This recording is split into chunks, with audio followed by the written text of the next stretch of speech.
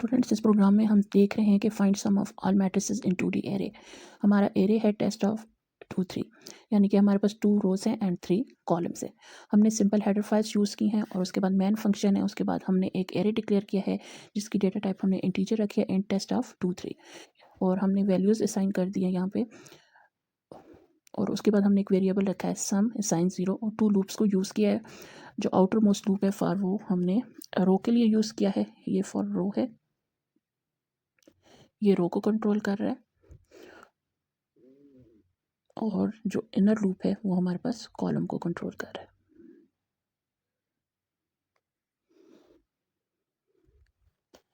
अब अगर सिंपल हम देखें, जब भी हम एरे को डिक्लेयर करते हैं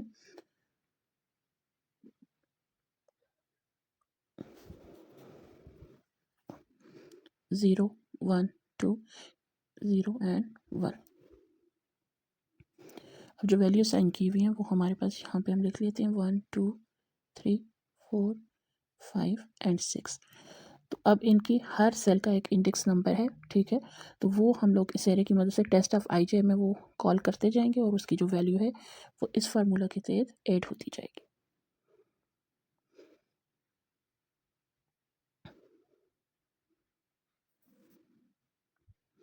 कॉमन आप फार्मूला समझ लें तो हमारे पास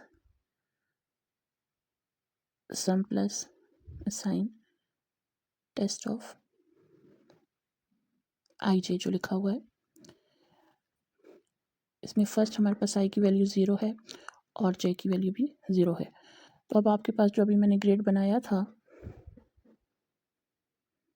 1 2 3 4 5 एंड 6, अब आपके पास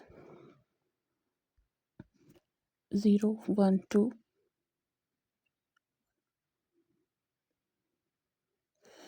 अब आपके पास टेस्ट ऑफ 0 0 पे कौन सी वैल्यू स्टोर है 1, तो आपके पास 1 आ जाएगा, ठीक है।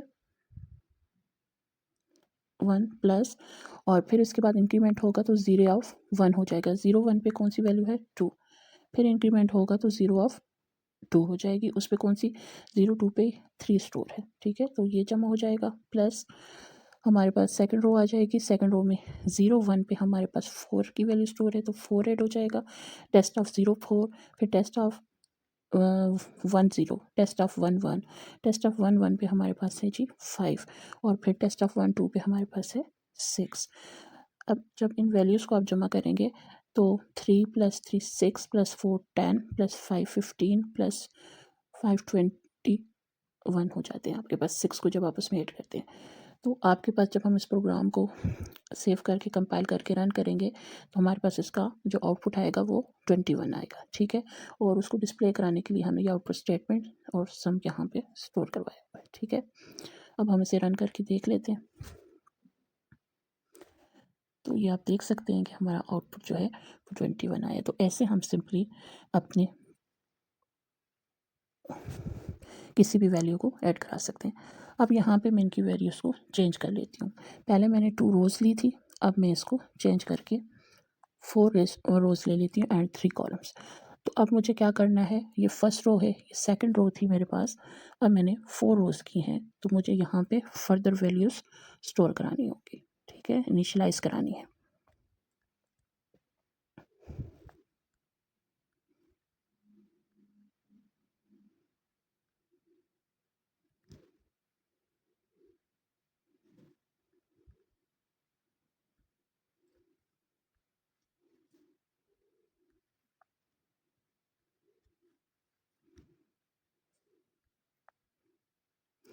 अब ये मैंने 4 रोज़ की इनिशियलाइज़ करवा दी हैं वैल्यूज़, और कॉलम्स हमारे 3 ही हैं।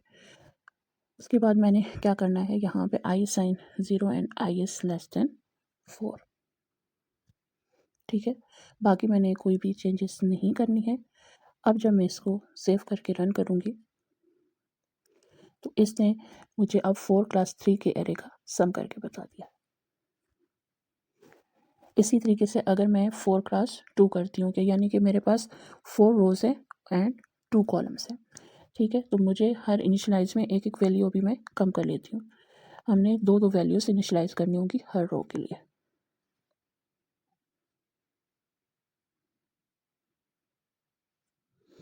आप कोई भी वैल्यू इनिशियलाइज कर सकते हैं। और अब मैंने अपने कॉलम की वैल्यू को चेंज करना है, ठीक है।